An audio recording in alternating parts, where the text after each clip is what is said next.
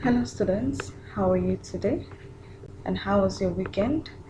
I hope you're all doing very well. Well, it's another week and we have math today, so get all the things you need: your math notebook, your workbook, your student book, your pencils, erasers, and everything you need for this lesson. Today, we'll be looking at lesson 11 in unit 5, our student's book on page 225 to 229, and the workbook page is from 183 to 186. Okay, so like we said earlier, it's lesson 11 and unit 5. Our topic is area. Remember, we introduced this topic to us last week. We tried to find the area of rectangles and squares. So once again, I hope you have all the things you need for this lesson. If not, please put them together and let's start the lesson. Alright, we're going to have a warm-up activity from our lessons last week. You remember that we did measurements. We made use of our ruler. We talked about the units of length. We talked about MC and K, remember? Okay, now if you remember that, you will try to make this warm-up activity. Which units will you use to measure? 1.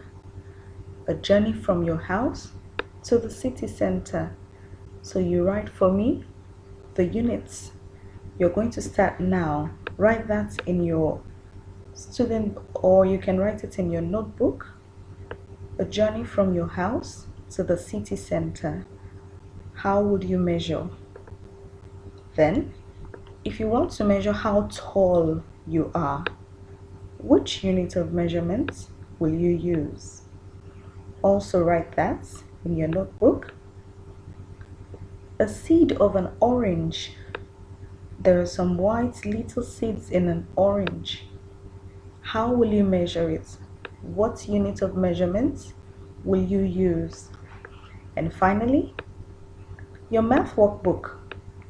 To measure your math workbook, what unit of measurements will you use? So you have 5 minutes to write down the units of measurements, and we'll check to see if you got the answers correctly. And the time starts counting now. Okay, no, I'll give you 30 seconds to write that.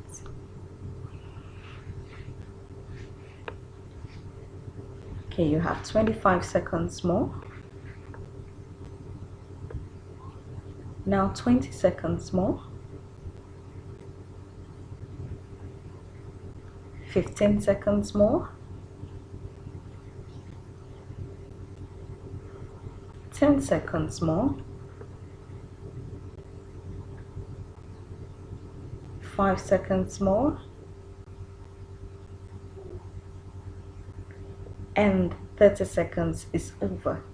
Alright, let's see your answers to see if you did the correct thing. Now here are the answers. To measure a journey from your house to the city center, we measure in kilometers. Remember, we said kilometers measures distance between one place to another, or the length of roads. How tall you are. How do we measure that? We measure in meters. What about the seed of an orange?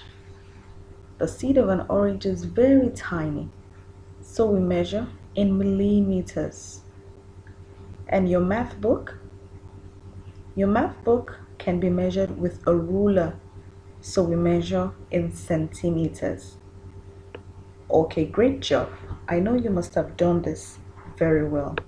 Now for the lesson of today, what are our objectives? Today we want to understand that area is measured in square units. Also, we want to find the area of squares and rectangles. Now, what is area? Remember we said the last lesson that perimeter measures the total length outside of a shape. It measures all around the shape, but outside. But area measures inside of the shape. It measures all the total space inside a shape. And remember, when you write for perimeter, only in centimeter. For area, you write in square centimeter. Okay? Let's look at the area of a square. Remember we said the area of a square to find is side times side. A square has all equal sides. All the sides are the same. So how do we find the area of a square? All we have to do is just take the length of one of the sides and we multiply by the length of the other side, or we just multiply the side by itself. For example, if the side of this square is 4 centimeters and we're supposed to find the area, what do? Side times side. We multiply 4, multiply by 4, and the area will be 16 square centimeter. And let's look at the rectangle. For the rectangle, the area is length times width. Now, where is the length? Can you see where we wrote length in the rectangle? That is where the length is, both up and down. Can you see that the sides are also the same? They're of equal length. And can you see the width? The width is the one we have from the left to the right.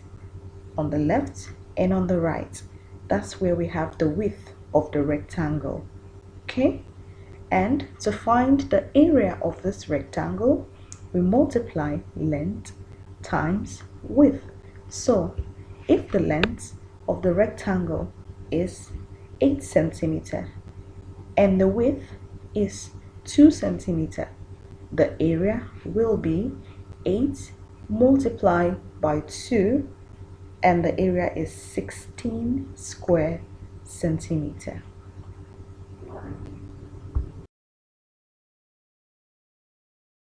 Let us look at this. The area of a square, we said earlier, is side times side. So let us measure all the total space in the square. Remember from the last lesson, we said that in a square we can divide it into smaller boxes, and then we can count the number of boxes we have. Once the boxes are in equal sizes, then we count the number of boxes on one side and multiply by the number of boxes on the other side. For a square, both sides will be the same. The number of boxes on the side of the length will be the same as the number of boxes on the side of the width. So let us count on this square we have up here. Let us know what the area is. Can we count the boxes that we have on the length side? Okay, let's start counting. 1, 2, 3, 4, 5, 6, 7, 8, and 9. We have 9 boxes. Now, can we count again from top to bottom? Let's count. 1, 2, 3, 4, 5, 6, 7, 8, 9. So, on the length side, we have 9 boxes. And on the width side, we also have 9 boxes. To find the area, side times side is what we have to multiply. So, side 1 is 9 and the other side is also 9. Because it is a square, it always has the same side. So 9 times 9 is 81 square centimeter. Okay, let's try this other one. No, I tried that, then you have to try the second one.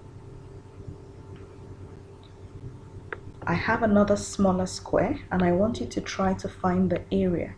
Count the boxes on the top side and count the boxes from top to bottom as well. I'll wait for you to do that in 10 seconds.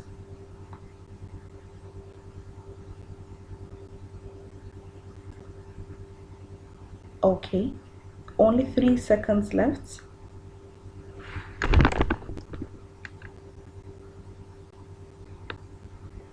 Alright, let's see if you got the answers correctly.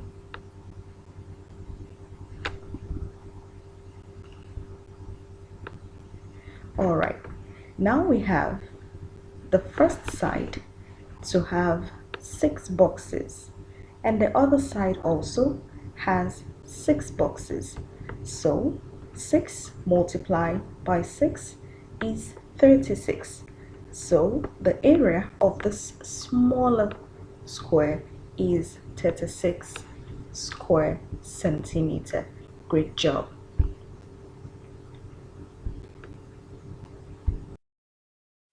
Okay student, lesson is not over yet.